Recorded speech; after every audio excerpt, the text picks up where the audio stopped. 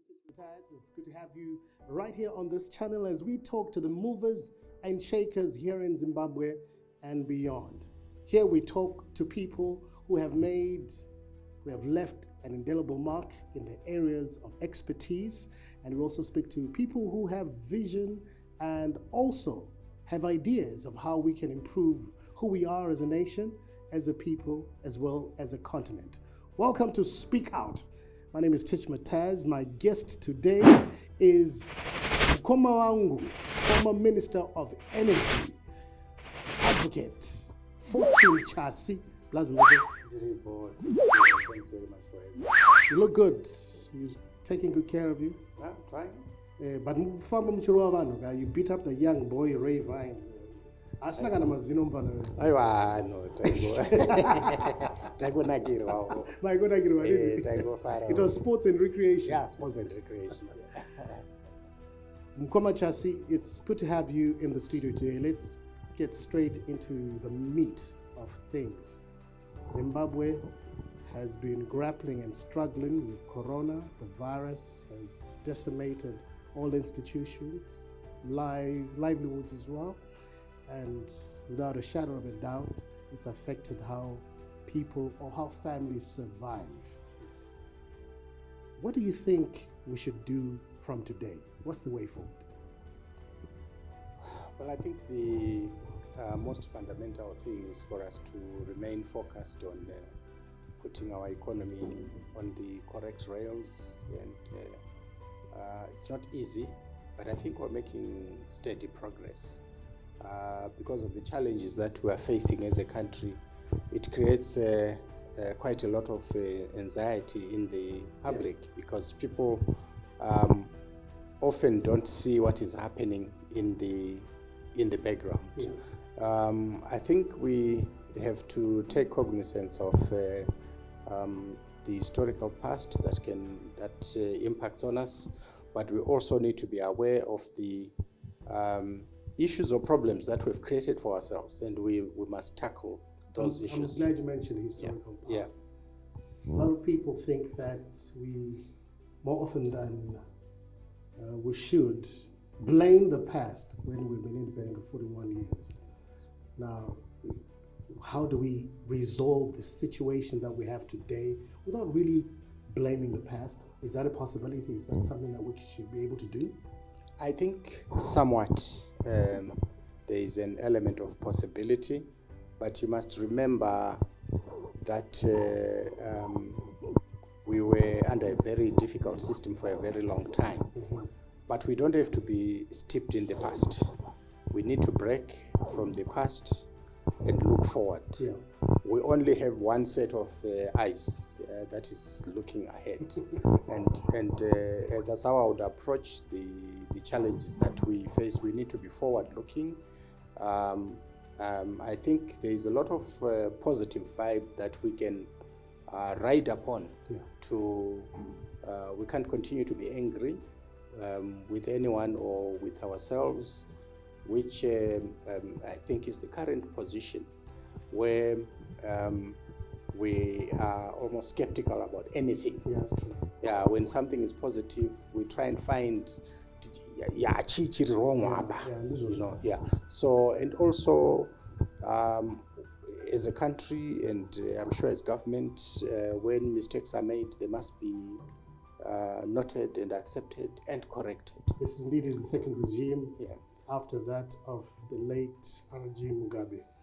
A lot of expectations, a lot of struggles as well. Do you think that we gained enough traction?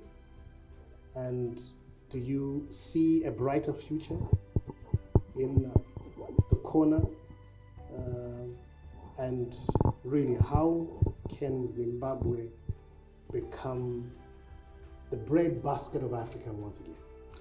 Yeah, I have no doubt. I'm overly optimistic that we will turn the corner, but it takes a lot of things. It takes a lot of honesty. It takes a lot of hard work, commitment, and unity of purpose amongst ourselves. We will not go anywhere unless we are moving together as unless we're honest to ourselves, isn't it? to ourselves, yes, and to everyone else, including outsiders. One of the key policies of government is engagement and re-engagement, and the only way that that can work is if we're honest about it, and if those that we engage are also honest in their engagement with us. So we have a gem of a country. Indeed, yes. absolutely true. But potential is not sufficient. We need to actualize the potential, and that takes a lot of effort. Mkhoma Chasi, also talking about honesty, you were fired from your post as a minister. What happened? What brought that about? No, I don't think I was fired. I think I was relieved of my duties. and Is that a polite way of looking at it? No, I think it's a practical way of looking at it. Okay. You know, when you are fired, there is obviously something that you have done or that you have not done. Now, remember that by becoming a member of parliament, you do not ipso facto become entitled to be a minister. True. It's at the discretion of the appointing authority, that is the president.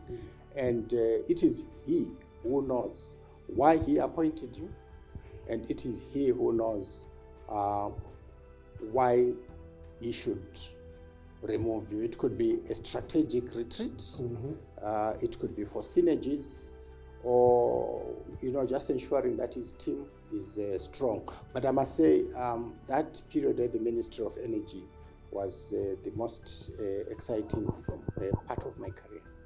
Why would you say that? I mean, without a shadow of a doubt, there were some great, I want to say, victories for you in the time that you were at the helm of the ministry. Yes. But also in Zimbabwe, as we speak, there's still a lot to be done. Yes. Let me tell you, one of the things that I enjoy, and I think everyone should be able to enjoy, is when you resolve problems that affect people. I had an open door policy, so a consumer in Slovela could call me and tell me that we haven't had ZESA for the past 2 years. And I would take it on as if that call came from the president. And I also found out that when you are hands-on and you are determined to achieve certain outcomes, you unleash the potential in individuals. I had the cell phone numbers of all managers, district managers. And if there was a problem in Budiriro, I would call the person directly. You would immediately. Yes, so it was not a time to be aloof and say, dear minister, I will not descend. And people want a So people want a practical solution. You can't theorize. You can't tell them about shortages of this or that, or government plans. Want to know. They want to be resolved. You know what I mean? Farmers, for example, a farmer is trying to irrigate, and sometimes it's a minor problem. And sometimes managers are not responsive. They don't understand this pivotal and central role of agriculture and its connection with energy supply. If we do not supply energy, it means the country has got to import food, and that's money that could be applied somewhere else. So I found that people became very responsive, and we worked as a team with everyone at ZESA and other officials. UK Home Mortgages is a whole-of-market mortgage and finance company with experienced and accredited brokers. We provide unbiased advice with bespoke services, which are the best solutions for personal and business financing. We work closely with you to ensure the process is quick and successful. We have a diverse range of clients and secure mortgages for general and specific purposes, including fixed and variable mortgaging. Speak to us today to help you find that dream home. If we can't get you a mortgage, then no one can.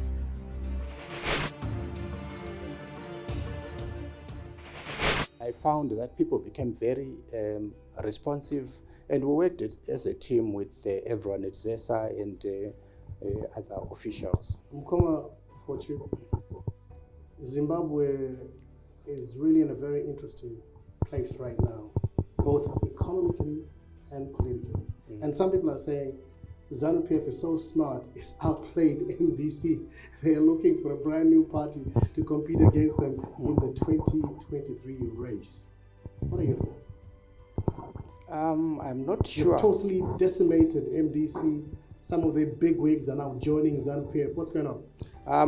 Look, I'm not sure that ZANU-PF has been involved in the current debacle that we are witnessing. Some of the conflicts, from what I see in the press, are really within the party. Every party has got issues, and it just depends on how material the issues are, how the membership or the leaders of the party are united on a particular cause. And for me, there's really no anomaly, and the correct framework for opposition politics will recreate itself. Okay. I'm not sure that there's a hidden end, but I'm not an authority on this. What's your stance for 2023? Are you ready for it? Are you coming back into the game? What's the strategy? It's very important that people don't know what you're going to do or what you're not going to do. But look, I've had, this is my second term as a member of parliament. And I seriously have to consider being a member of parliament again, because competition for positions for being an MP can be quite destabilizing, because many people also want to try, and there's nothing special about anybody. True. And for me, after 2 terms, it's a very expensive exercise, very frustrating, and very tiring.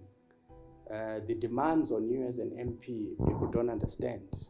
What they see is the car that you get from Parliament. Take and take from you. Exactly. I was in Parliament just now. Yeah. I've to plan my life around that. Early tomorrow morning, I've got to be at the far end of my constituency. Very basic issues. Now we've got grade 7 results in my constituency. They're particularly bad. And I've got to think exactly what do we do. People can't afford you need school to respond to that problem. Exactly. So after 2 terms, which is 10 years, really, in my view, there must be compelling reasons for one to want to be back again. Are you stepping forward? Are you stepping out? I think it's a matter that I have to make a decision and pronounce myself on, during the course of the coming year, and see what is happening. If my constituents demand my return, of course I'll oblige. It's a time to save our country, so one can't be motivated by petty parochial issues to benefit oneself. But I'll be very open-minded about it. I might be able to see that there's a candidate that is better than me. The constitution. You'll allow for me. Of course, yeah. You don't have to fight about these things all the time. I know that you are fairly a very successful businessman and husband and father. Yes. How do you stay abreast of the demands, and importantly, how do you balance your life in order to be able to be a successful husband and father, is also a businessman, apart from the fact that you're a politician? What's in the center of that success? I'm probably more successful as a parent and a husband. I don't have lots of money, but certainly.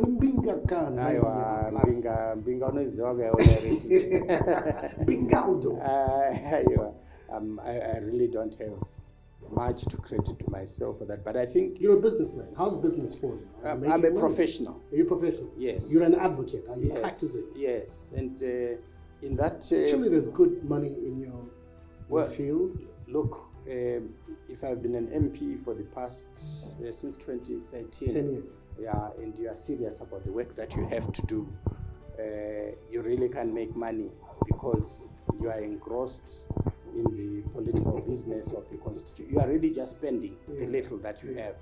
So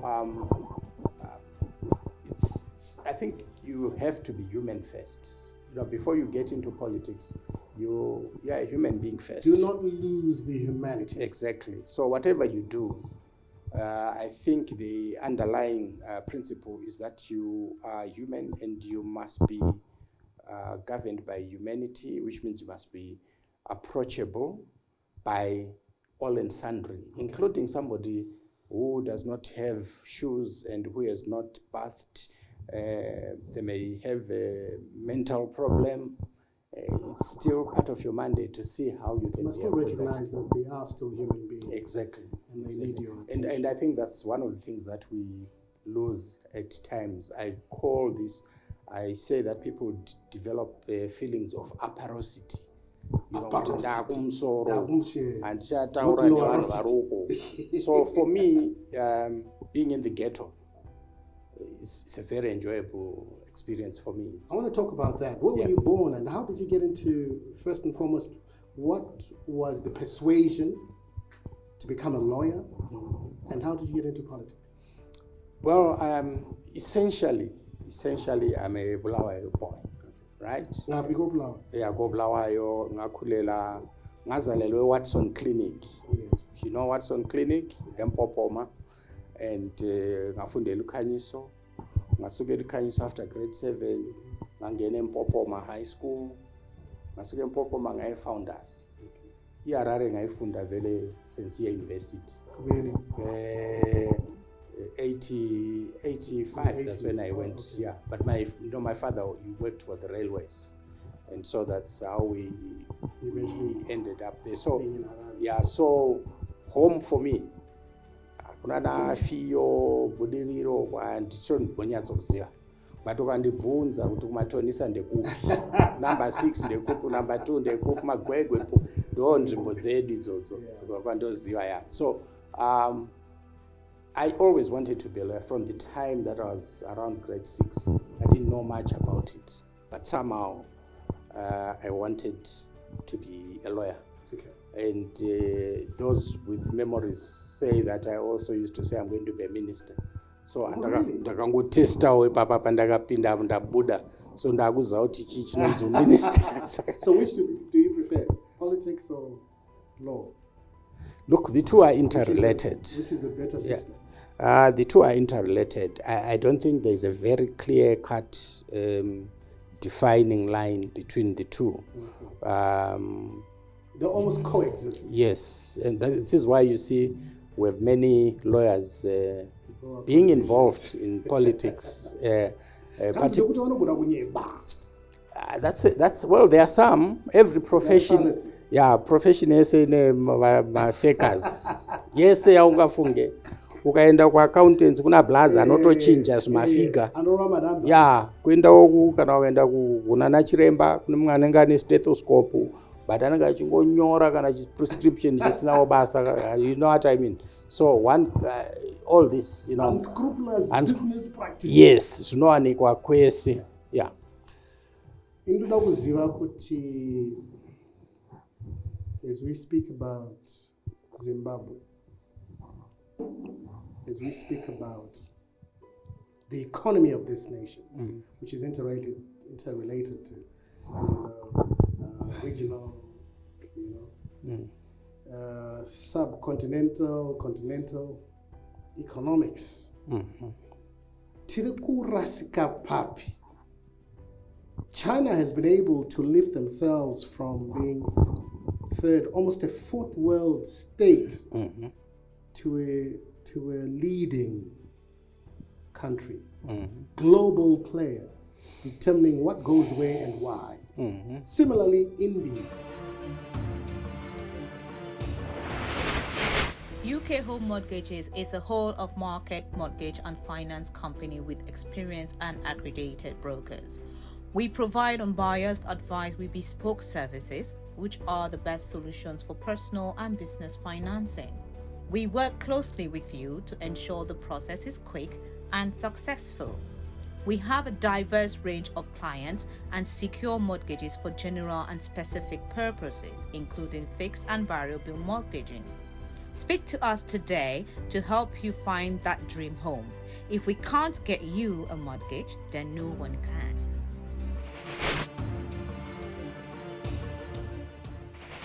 Induda kuziva kuti as we speak about Zimbabwe, as we speak about the economy of this nation, which is interrelated to regional, subcontinental, continental economics. Tiri kurasika papi. China has been able to lift themselves from being third, almost a fourth world state, to a leading country, global player, determining what goes where and why. Similarly, India. What is the problem with Africa? Well, I think initially when we started, I made reference to historical matters. They are part and parcel of our present, but we shouldn't live in them. I think we need to open new avenues, open new chapters. And historically speaking, when we became independent in 1980, we were better off than China was. China was still shrouded in ununderstandable political practices, as they say, and they were at the back of beyond. Poverty, chayo yemene. They were simply villagers, and look at them today. What has happened within that 30, 40-year period that we have not been able to achieve? I don't think it's absolutely correct that we were better, because the economy was for a very small percentage of the population. You and me were not part of that economy, save to the extent of being workers. So this is why you could not be staying where you are staying now. Even here, you wouldn't be here. And so the whatever their Minister of Finance was doing, the policies were not meant for the black population. They were meant for the white population, who were a very small percentage of the country's population. So we were not beneficiaries. Well, a lot of economists say that one of the things that drove the Chinese economy was industrialization. Yes. And also the fact that they had lots of cheap labor and a commitment to work in order to make a difference, which the two I've mentioned we don't have. I think we do have a commitment to work, but we need to have a critical mass of do we not have it? Of people that are committed. We're one of the youngest nations in the world. I think we need to grow that. We also need to recognize the potential of young people, the youth. When we speak about young people, we speak about them in futuristic terms. What about today? What about today? And they can contribute to the country now. Look, I'm sure Soldier Love was the youngest hero to be buried in this country, if I'm not mistaken. And I must say, without a shadow of a doubt, that was a very warming and an amazing approach that government took to be able to recognize how important socially and otherwise music plays in the lives of the youth and the people of Zimbabwe. And to therefore say it's not necessarily the fact that Wagarwa Wondo that allows you to be awarded national respect at that level. Yes. So we must look. Salute you for that. We've had many heroes who have passed on, and if you compare the reception given to Soldier Love's passing on and what was happening, it just tells you the potential of young people. But I think it's one thing to recognize the capacity or the achievements of a young person when they are gone. I think what we need right now, particularly in the area of music, is to identify the enablers for success in that today. Because if you go and empower them. Empower them now. For example, today. There is nothing that stops the construction of an area where you have the studios, the Zim Dancehall studios. You probably can have 4 in here. And it does not take lots of money to do that. And we have massive talent in the ghetto. And that way, potential it unlocks. Yes. I think there are hundreds of other soldier labs out there. So this is why I'm saying that we need to turn our attention and focus now to young people. Give them what it takes. And I'm extremely delighted that now government has made a call to young people to say, "Tunakupa imunda." But the Minister of Lands cannot come and foist a piece of land on you. It's up to you to now go and get that piece of land. Do the young people of this nation have enough information in that regard? I think more publicity could be given, and I would imagine if that has not happened already, I hope that a structure is being put in place in the various provinces and districts to make land available and information available to young people. My own personal belief is that our land reform was very generous and overly generous in the sizes of land. More and more people, and maybe, I agree with you. Maybe at its inception, there ought to have been a recognition that we need a certain quota for young people. And to a certain extent, it's not really the size of the farm. It is the ability to turn that farm into a viable entity. Exactly. And I think that young people will need special assistance to be able to farm. And I think government has done that in the past by making sure that new farmers get equipment and so forth, which is why this year, with the good rains that we've had, the expectation is that we're going to have a lot of food, and that food imports by the country will be reduced, thereby making available resources for other issues. I mean, we have imponderables such as COVID. Yes, true. It comes unexpected. Hardly any government was prepared for it. And I think that government has tried as much as possible to deal with this. Now there's vaccination, and hopefully this will be curtailed significantly. I also want to go back to the fact that, Africa still is totally reliant on handouts from overseas in terms of health delivery systems, and to a point, education as well. I mean, why is it that Africa has not even developed its own vaccination? I think, we need to have a passion for our country, and we need to break new ground. I'm aware from my interactions when I was in government that particularly the Minister of Higher Education, they have in that ministry been breaking new ground, doing new things, doing old things differently. Azvidiwo person zvacho zvoda kufamba wakapfeka hovhorosi uchitaura nevanhu handitona. Now Professor Murirai said that yes, we are educated, but our skills levels in the various sectors are very low.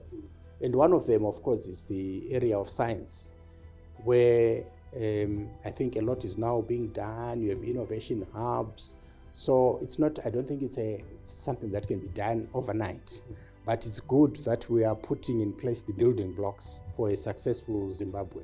And all of us have got to be focused on that, and less politics, more hard work on economics and education you know, making sure that the young people who are naturally inclined towards information technology are given those opportunities to do what their mindset already is. I mean, we can only use cell phones and computers here and there, but young people can conceive applications that can be done without going for a course. So we need to build on that.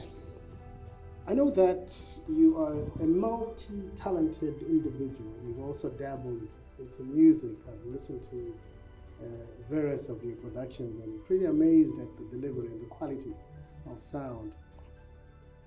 Would you ever turn into a fully fledged musician? Can you take on Ja Praiser? Ja Praiser, but they can hold my hand. They can hold my hand. They can recognize and say plus. Yeah. Cheetah so up. Yeah. I don't think I can make money out of music as such, but anything is possible. I like trying new things. You know, I'm not the sort of guy who says, ndadona saka ndakuramba ndakarara panapa. Ndinomuka. You know, I want to be able to do. That's why I did boxing. I'd never boxed before. I was just training, but I did good. You know, I was pleasantly surprised that people seemed, from the feedback I got, people enjoyed that. It just tells you that we, particularly we as leaders, at one track, do new things, right? Kana zvaramba oitawo zvimwe kana uri pabasa. I mean, yes, you know, at the Ministry of Energy, we would meet an investor at 6 a.m. Would meet Zesa and an investor on a Sunday, you know, and everyone was so energetic and we had no working hours. I would have to tweet and update the public at 2 a.m. and people would be telling me go to bed, but I would be thinking of somebody who is a child who is going to write exams, but Hana Zesa Kumba. My school fees, everything else was paid and is ready. But teachers Zesa, and that's my responsibility. I'm not the minister. I must solve that problem. So I discuss with my colleagues and we find a solution. Most of the times we found a solution. So the shortages were there, but they were exacerbated sometimes by a lack of responsiveness to the public. And people would get agitated. And we would fall very short in that. We need to communicate more. It's something that we really need to look at seriously. We go into a shop and I don't know if that is also unusual. You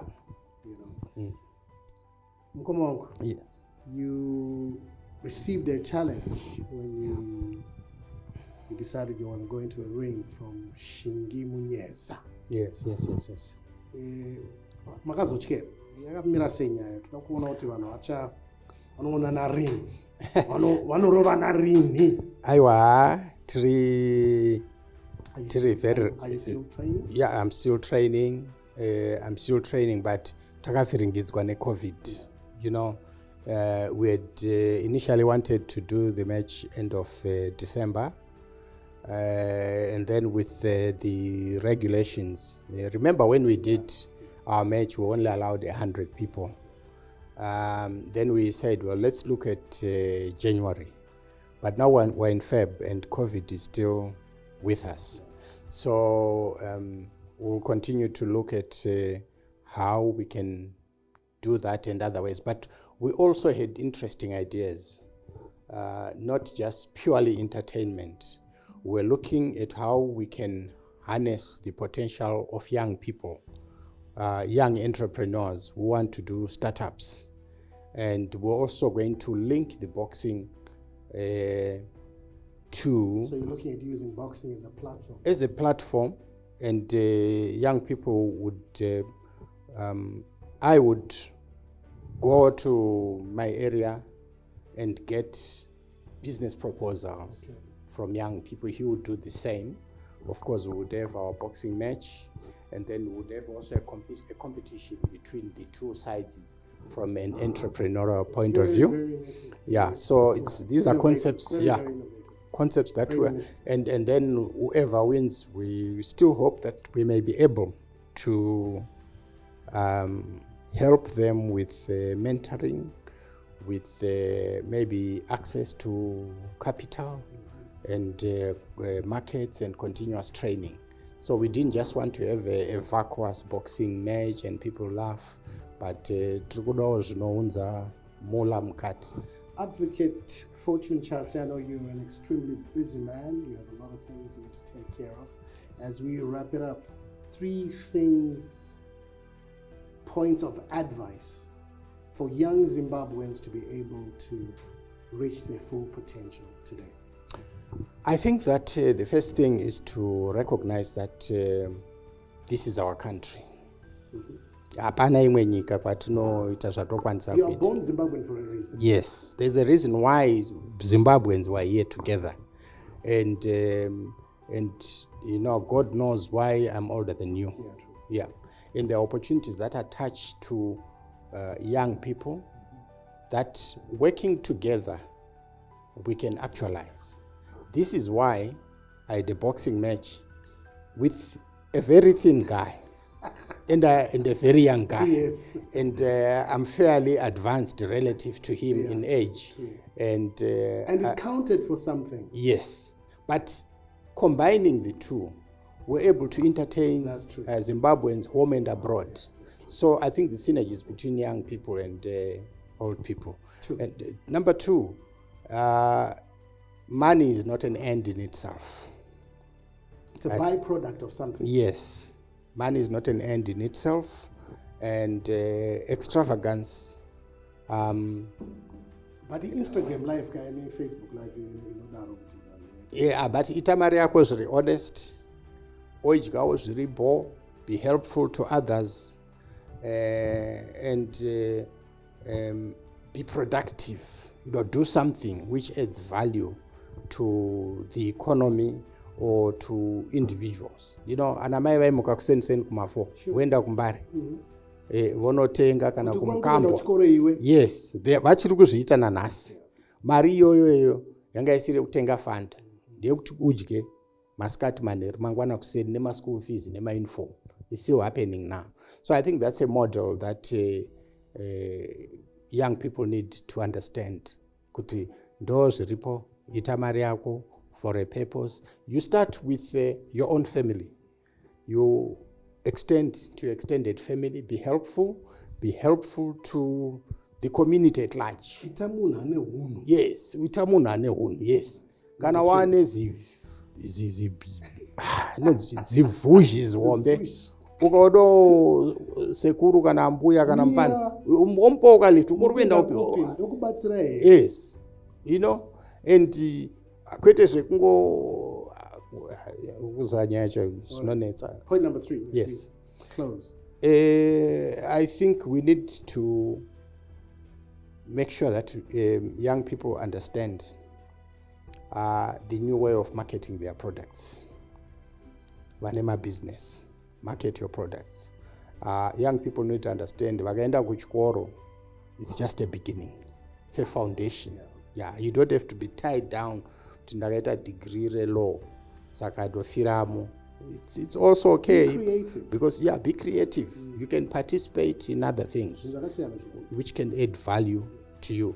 So there is really a span of things that young people need to be cognizant of. Thank you for your time. Thank you very much. It's an honor to have been with you. Thank you for joining us here on this really, really very important show. And until we meet again, remember, continue to speak out.